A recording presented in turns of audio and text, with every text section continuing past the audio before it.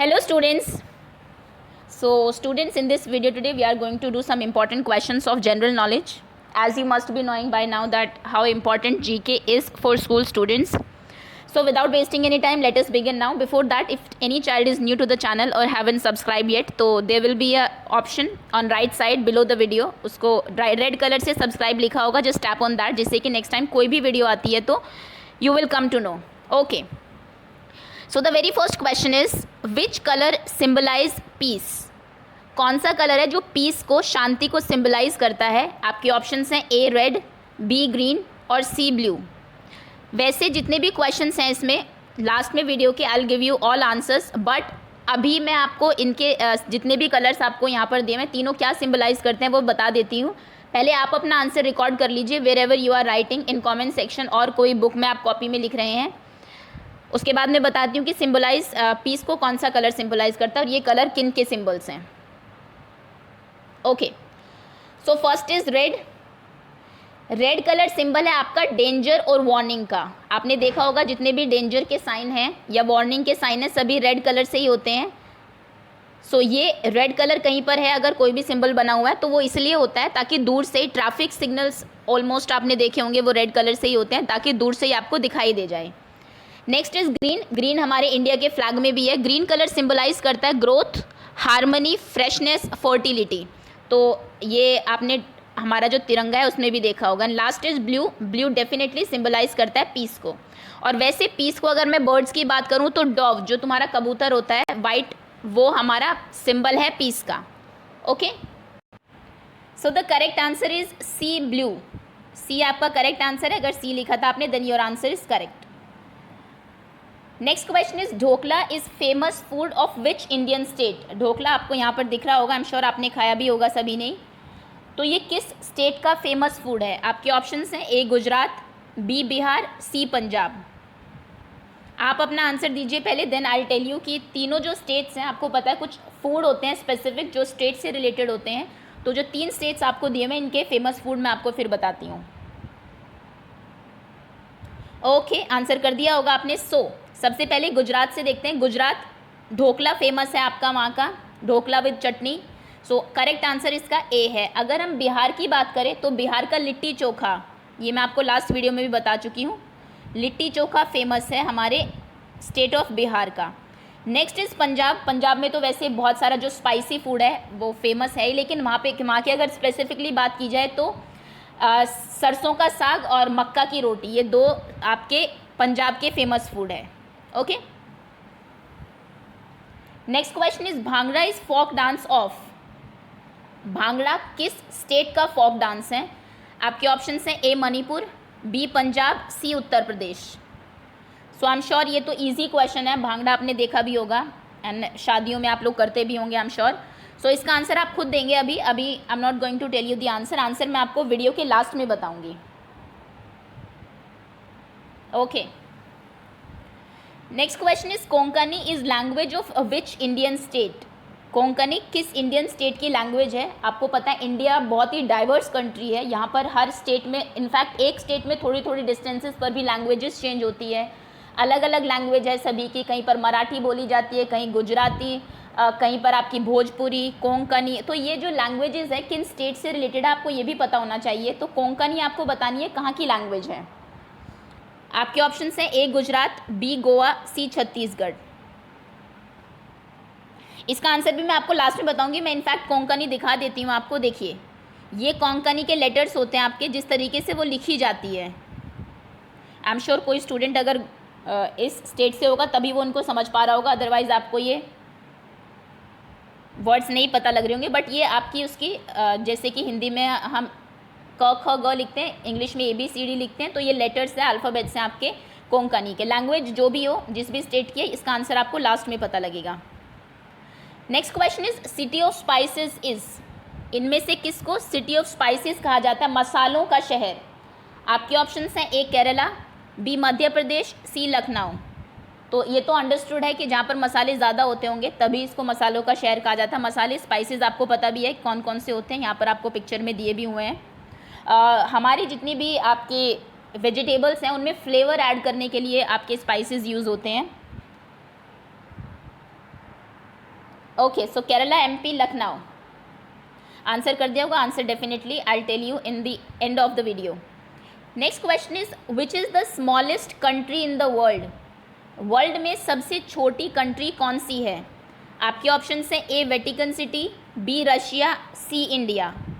इसमें आपको मुझे थोड़ी एक्स्ट्रा इन्फॉर्मेशन भी देनी है, तो पहले आप आंसर करिए, then I tell you something interesting about all three countries. Okay, answer कर दिया होगा। इंडिया से स्टार्ट करते हैं पहले, अपने देश से ही। तो इंडिया देखिए, अगर मैं बात करूं एज पर एरिया, तो area wise India 7th country है वर्ल्ड में, यानी कि 6 कंट्रीज़ है जो एरिया में इंडिया से ज़्यादा है। लेकिन अगर मैं बात करती हूँ पॉपुलेशन की, तो पॉपुलेशन के मामले में इंडिया 2nd नंबर पर है।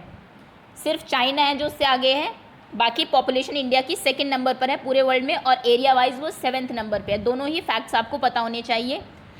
रशिया एरिया वाइज सबसे बड़ी कंट्री है, 1st नंबर पर है। इतनी वास्ट कंट्री है ये कि आप देखें कि ये आधा पार्ट जो है इसका वो एशिया में है, आधे से ज़्यादा, और कुछ पार्ट इसका यूरोप में भी है, यानी कि दोनों कॉन्टिनेंट्स में ये फैली हुई है।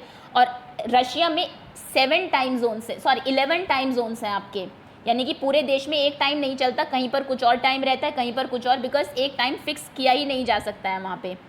तो ये सबसे बड़ी कंट्री है एरिया वाइज अगर हम बात करें। और वेटिकन सिटी ये आपकी स्मॉलेस्ट कंट्री है वर्ल्ड में। मैं आपको इसकी पिक्चर दिखा देती हूँ, देखिए ये पूरा देश कवर हो गया इतने इसमें। मैं शहर की बात नहीं कर रही हूँ, मैं कंट्री, जैसे इंडिया है बहुत वास्ट कंट्री है, ये वेटिकन सिटी सिर्फ इतनी ही है जितनी आपको इस पिक्चर में दिख रही है। और सिर्फ 100 एकड़, बहुत ही कम है, लगा लीजिए 100 एकड़ यहाँ पर ज़मीन है, उतने ही उसमें ये पूरा देश बसा हुआ है।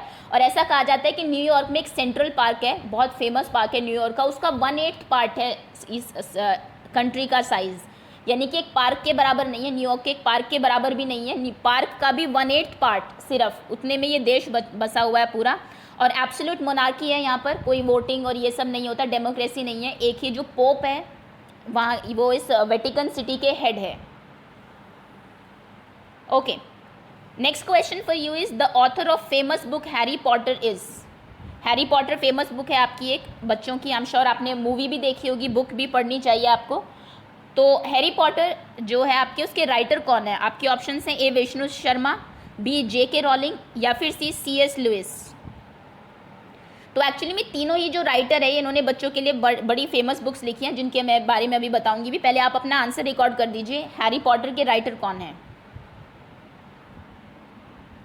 ओके, तो सबसे पहले शुरू करते हैं। देखिए, सबसे पहले हमने बात की थी विष्णु शर्मा, तो विष्णु शर्मा इंडियन राइटर है और उन्होंने बुक्स लिखी हैं पंचतंत्र। आपने सुना होगा पंचतंत्र की कहानियाँ, जनरली जंगल बुक्स होती हैं, जंगल के जो एनिमल्स हैं उनके बारे में स्टोरीज़ है इन बुक्स में, बहुत सारी कहानियाँ हैं। तो पंचतंत्र विष्णु शर्मा ने लिखी है, आप इसको भी याद रखेंगे।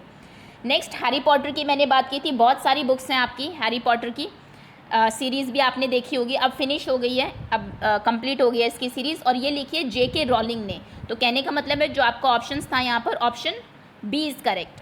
Next is C.S. Lewis. C.S. Lewis ने, देखिए आपने नार्निया अगर देखी है पिक्चर या फिर बुक पढ़ी है, तो नार्निया की जो सीरीज़ है वो आपकी इन्होंने लिखी है, C.S. लुइस ने, नाम भी दिख रहा होगा आपको यहाँ पर। ओके, सो इसमें भी बहुत सारे पार्ट्स हैं इसके, नार्निया। ओके, ये भी थोड़ी मैजिक के ऊपर ही बुक है। Next question for you is how many states are there in India. बच्चे अभी तक भी इस क्वेश्चन बड़ा कंफ्यूज रहते हैं, बिकॉज अभी एक आर्टिकल था जिसने कि कुछ चेंजेस किए हैं इंडियन स्टेट्स में। तो क्वेश्चन है आपके लिए, स्टेट्स कितने हैं? 27, 28, 29। आंसर दीजिए, फिर मैं कुछ बताती हूँ इसके बारे में।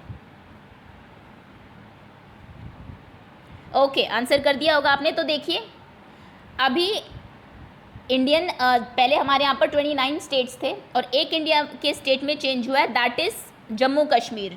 पहले जो जम्मू कश्मीर हमारा एक स्टेट माना जाता था, अब जम्मू कश्मीर को स्टेट से हटाकर उसको 2 यूनियन टेरिटरीज़ में डिवाइड कर दिया गया है, एक Jammu and the other is Ladakh. दोनों की कैपिटल भी आपको पता होनी चाहिए, लद्दाख की कैपिटल लेह है और जो जम्मू एंड कश्मीर है उसकी कैपिटल श्रीनगर है। पहले भी श्रीनगर ही थी बट ये लेह नहीं बनी है।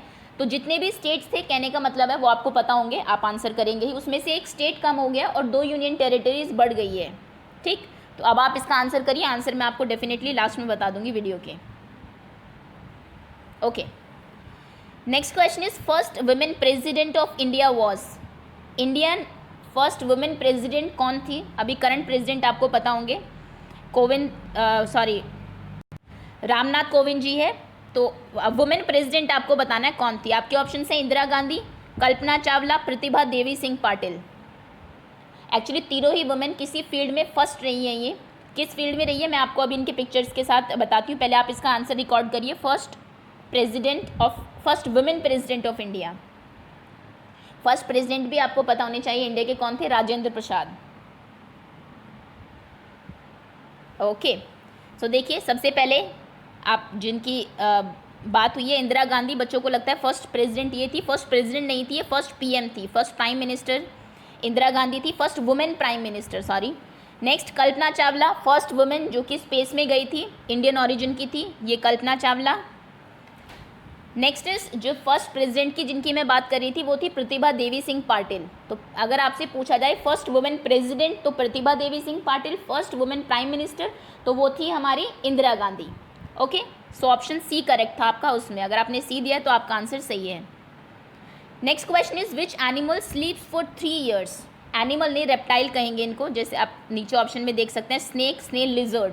तीनों रेप्टाइल्स हैं बिकॉज ये क्रॉल करके चलते हैं। भले ही लिजर्ड के पैर होते हैं, बच्चों को ऐसा लगता है कि जिनके पैर नहीं होते सिर्फ वही क्रॉल करते हैं, बट ऐसा ज़रूर नहीं है। लिजर्ड भी क्रॉल करती है, आपके क्रोकोडाइल्स के पैर होते हैं बट फिर भी वो क्रॉल करता है। क्रॉल करना मतलब होता है पेट के बल जब आप घिसर के चलते हैं ज़मीन पर। ओके, तो आपको ये बताना है इनमें से तीनों में से कौन सा ऐसा एनिमल है जो कि 3 साल तक सोता है। Snail, snake, lizard.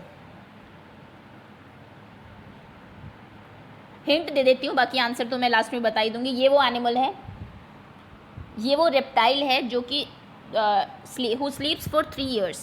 आंसर आपको पता चल ही गया होगा। अब आंसर्स क्रॉस चेक कर लीजिए जहाँ पर आपने आंसर्स लिखे हैं। फर्स्ट क्वेश्चन का आंसर है C, second A, third B, fourth B, fifth A, sixth A, seventh B, eighth B, ninth C, 10th A. जितने भी आपके मार्क्स आए हैं कमेंट सेक्शन में अपने नाम के साथ लिख दीजिए। आई एम श्योर कि जिस तरीके से हम लोग बहुत सारी क्विजेस कर चुके हैं तो जीके आपकी इतनी स्ट्रांग होगी कि आपने मोस्ट ऑफ द क्वेश्चन के आंसर्स कर दिए होंगे। और जीके अच्छी होनी भी चाहिए आपकी। कुछ जनरल क्वेश्चन ही हम लोग करते हैं, बहुत स्पेसिफिक, बहुत डिटेल में नहीं जाते हैं चीज़ों के। So that's all and thank you so much for watching.